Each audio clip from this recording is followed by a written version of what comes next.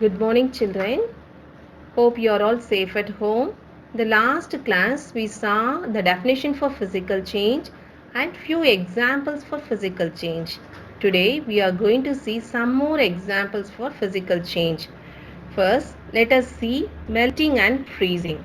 First, let us see melting, the process by which a substance that is in the solid state changes into liquid is called as melting. This happens at a fixed temperature. This happens at a fixed temperature on heating.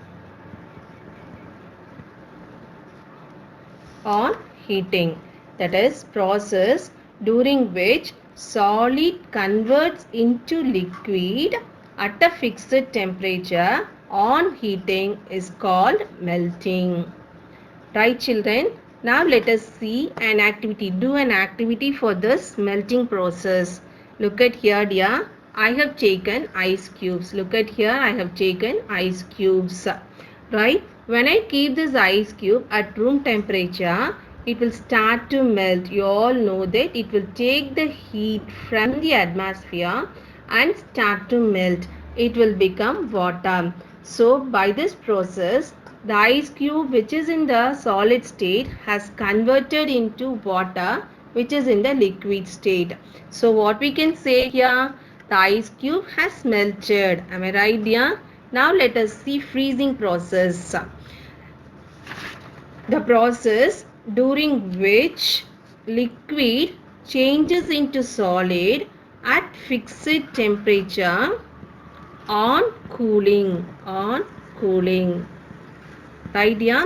Let me explain it again. The process during which a liquid changes into solid at a fixed temperature on cooling is called as freezing. Let us do an activity for this. Look at here. I have taken water. Look at here. I have taken water which is in the liquid state.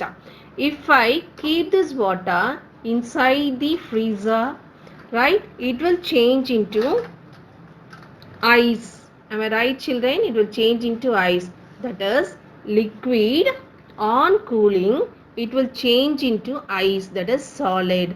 This process is called as freezing. Right, children? Now let us see condensation. Right, we are going to do an activity to understand condensation. Then we can see the definition for condensation.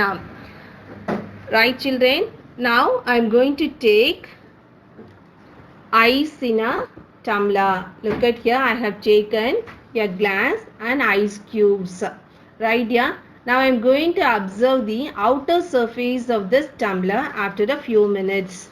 Right, children? After a few minutes, I am just observing the outer surface of the glass.